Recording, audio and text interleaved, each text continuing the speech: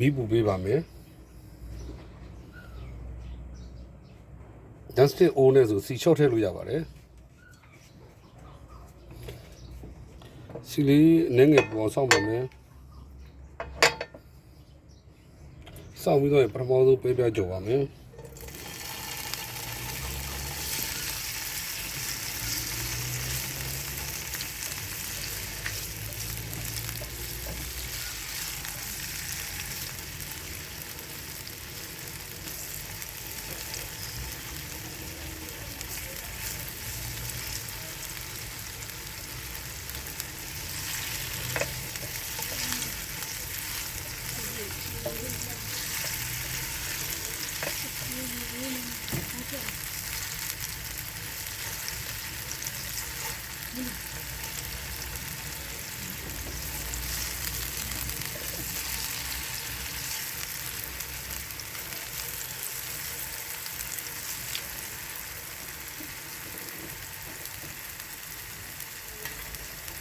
ပြီးဝတ်သားသူမူချက်သားတစ်ခုထည့်ပါမယ်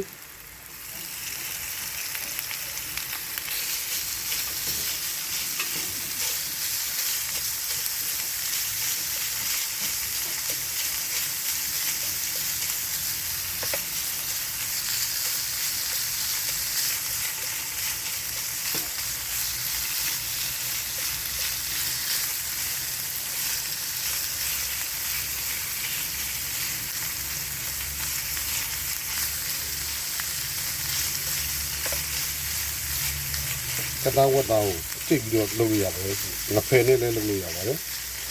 ဘူးစမဲ့ဟင်းကယူနန်စေစားဟင်းခေါ်ပါတယ်အသားလေးတွေက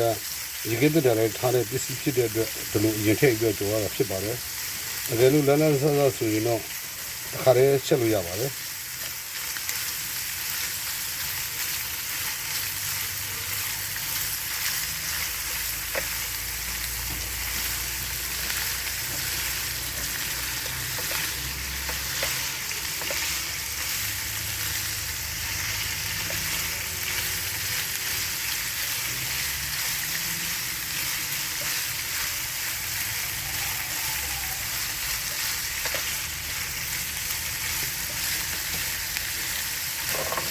ရောင်ကြီးကြောင်းသွားပြီဆိုလို့ရှိရင်ဒီတစ်ချောင်းတင်ထားပါမယ်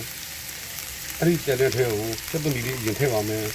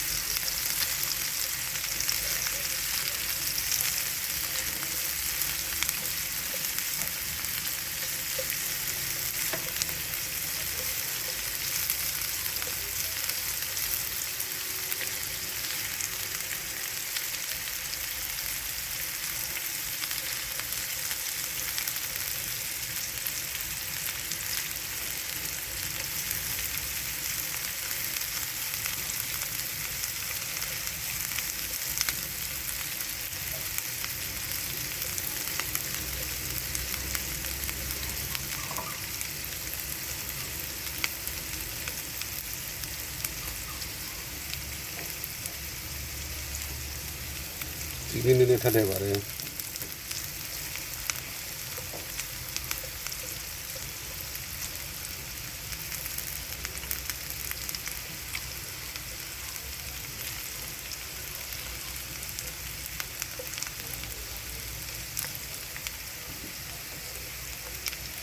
ဒီနေ့လေးရောင်ပြောင်းတဲ့ခါမှာခင်းကြီးလေးထည့်ပါမယ်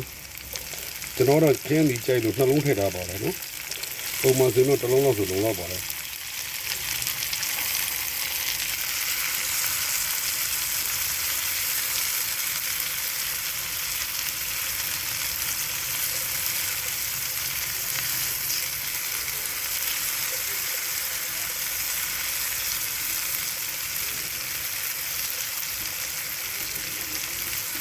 မျိုးမုံလေးထည့်ပါမယ်ဒါကတော့ငါးမျိုးမစလာတရုတ်မစလာခေါ်ပါဒီဘက်ကတော့မျိုးကောင်းလေးဖြစ်ပါတယ်ခင်ဗျာ ဒီ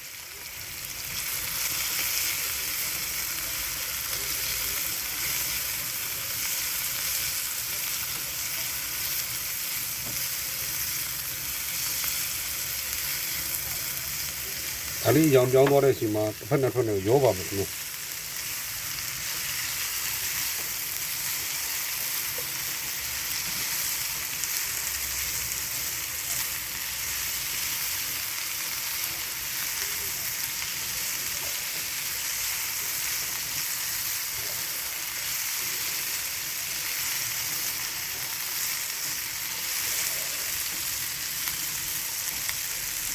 ဒီဟင်းရတဲ့အသက်ဖြစ်တဲ့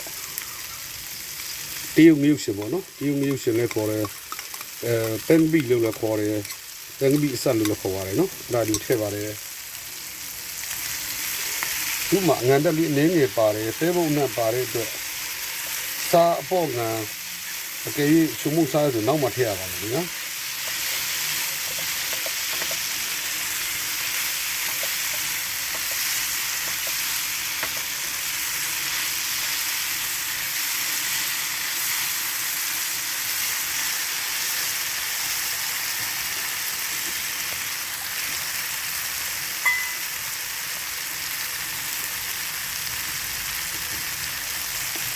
ဒီလေးနဲ့ထည့်ပါမယ်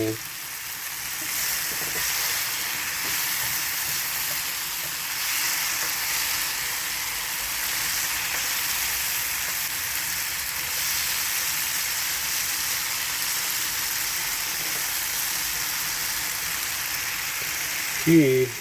စက်တုံးမေးရဲ့အမြင့်ပေါ့အောက်ဘက်ဥပိုင်းပေါ့နော်အဲ့ဒါလေးထည့်ပါမယ်စက်တုံးဖြူလေးထည့်ပါမယ်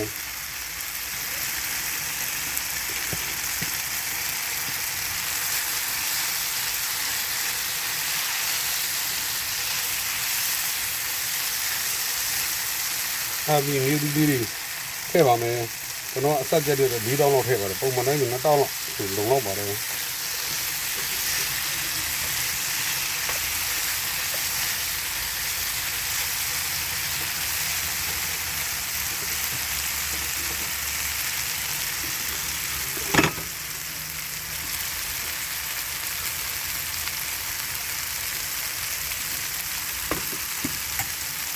ရှုံးကန်နေမြည်ကြည့်ပါမယ်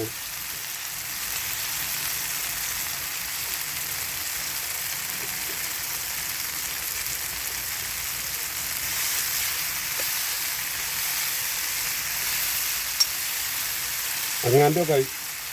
နည်းနည်းလေးလိုတဲ့တက်ငယ်ပြိုင်ကြည့်ပေါ့နော်အဲ့လေးနည်းနည်းဖြည့်ပါမယ်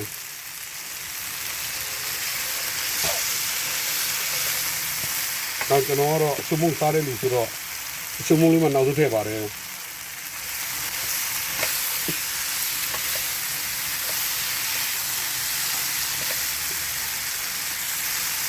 ပြီးရင်နောက်ဆုံးမှစက်သမီးထည့်ပါမယ်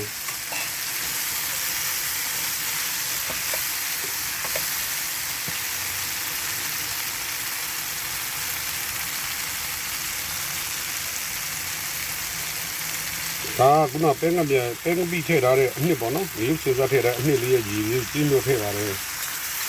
ဟောက်ကစီနဲ့ရည်လေးနဲ့ဆွဲလေးစားကြလို့ပါ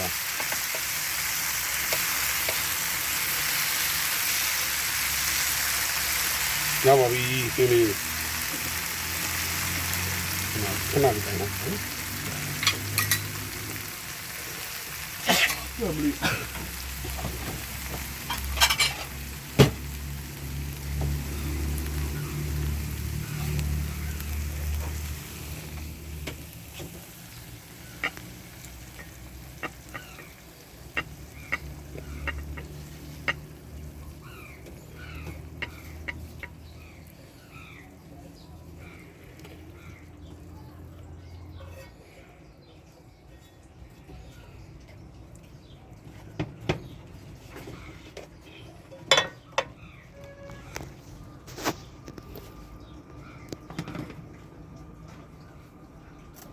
အရင်စားလို့ကောင်းတယ်